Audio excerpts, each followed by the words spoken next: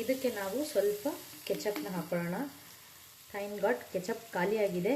Fine, but ಸ್ವಲ್ಪ ಇದೆ. ಒಂದು 2-3 ಡ್ರಾಪ್ ಆದರೆ ಸಾಕು. ಕೆಚಪ್ ಟೇಸ್ಟ್ ಬಂದರೆ ಸಾಕು. ಓಕೆ,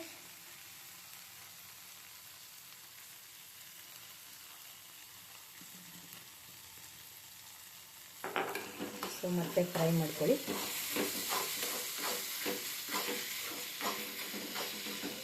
ಇದಾದಮೇಲೆ ಆಫ್ ದ ಸ್ಟವ್ ಆಫ್ ಮಾಡಿ. ಈಗ 1-2 ಬ್ರೆಡ್ ತಗೊಳ್ಳೋಣ. ಇದಕ್ಕೆ ಟಾಪಿಂಗ್ಸು ನೀವೇನು ಮಾಡ್ಬೋದು ಅಂದರೆ ಫಸ್ಟು ಸಾಸ್ ಹಾಕೋಬೋದು. ಈ ಥರ ಎಲ್ಲ ಮಾಡ್ಕೋಬೋದು. ಬಟ್ ನಮಗೆ ಈಗ ನಾರ್ಮಲ್ಲಾಗಿ ಇಷ್ಟೆಲ್ಲ ಮಾಡಿದ್ದೀವಿ. ಈ ಥರ ಹಾಕೋಬೇಕು. ಪನ್ನೀರೆಲ್ಲ ಒಂದು ಕಡೆ ಸ್ಪ್ರೆಡ್ ಮಾಡ್ಕೊಳ್ಳಿ. ಈ ಥರ ಸ್ಪ್ರೆಡ್ ಮಾಡ್ಕೊಳ್ಳಿ.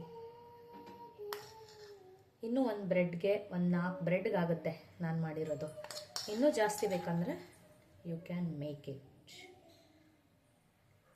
ಸೊ ಎಲ್ಲರೂ ಟ್ರಿಪ್ ಹೋದಾಗ ಇನ್ನು ತಿನ್ನಬೇಕು ಅಂದರೆ ಲೈಕ್ ಎಮರ್ಜೆನ್ಸಿ ಅವನ್ನೇ ಹೋಗಿ ಆಮೇಲೆ ಬನ್ನಿ, ಇದನ್ನು ಮಾಡ್ಕೊಳ್ಳಿ.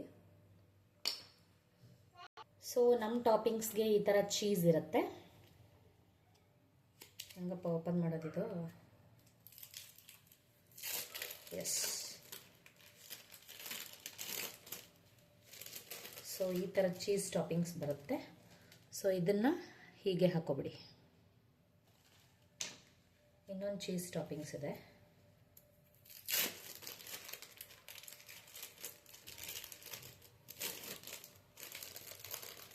ಇದನ್ನು ಈ ಥರ ಹಾಕೊಂಬಿಡಿ.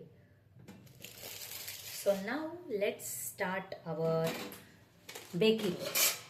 ಈಗ ಪಿಜ್ಜಾ ಹೆಂಗೆ ಬೇಕ್ ಮಾಡ್ತಾರಲ್ಲ ಅದೇ ಥರ ನಾವು ಬ್ರೆಡ್ನ ಬೇಕ್ ಮಾಡ್ತೀವಿ.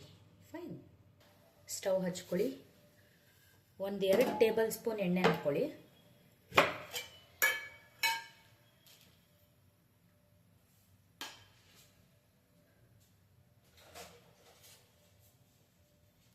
ಬಾಣಲಿ ಕಾದಿದೆ.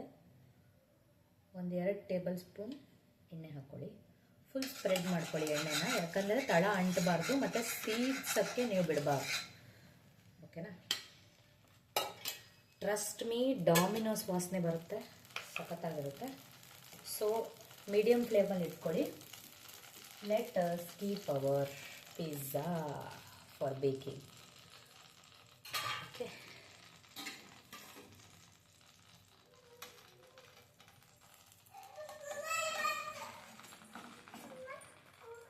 ಸೊ ಈ ಥರ ಇಟ್ಕೊಂಡಾದಾಗ let us close the plate for 1 to 3 minutes. Okay, ಈಗ ನೋಡೋಣವಾ. ಈ ಥರ ಮೆಲ್ಟ್ ಆಗುತ್ತೆ. ಸೊ ಕೆಳಗಡೆ ಕ್ರಸ್ಟು ಏನೂ ಆಗಿರಬಾರ್ದು. ಸ್ವಲ್ಪ ಮೀಡಿಯಮ್ ಫ್ಲೇಮಲ್ಲಿ ಇಟ್ಕೊಂಡಿರ್ತೀವಿ. ಇನ್ನೂ 1-2 ನಿಮಿಷ ಬೇಯಲಿ. ಓಕೆ, ಈಗ paneer, corn, onion, tomato pizza ರೆಡಿಯಾಗಿದೆ. ಎಸ್, ಹೇಗೆ ಕಾಣುತ್ತೆ ನೋಡ್ತೀರಾ? ಈ ಥರ ಕಾಣುತ್ತೆ. ಸ್ವಲ್ಪ ಕ್ರಸ್ಟ್ ಅಂಟ್ಕೋಬಾರ್ದು, ಈ ಥರನೇ ಇರಬೇಕು. Okay, wow, what a texture, lovely.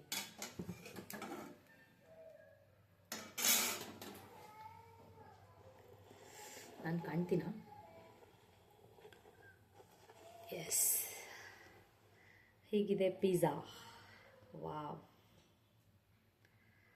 ಇದೇ ಥರ ಇನ್ನೂ ಸಾಕಷ್ಟು ವಿಡಿಯೋಸ್ ಹೇಳ್ಕೊಡ್ತೀನಿ. Okay, love you all, thank you, and please subscribe to my channel. Okay, enjoy ಮಾಡಿ, ತಿನ್ಕೊಳ್ಳಿ, ಮಾಡ್ಕೊಳ್ಳಿ.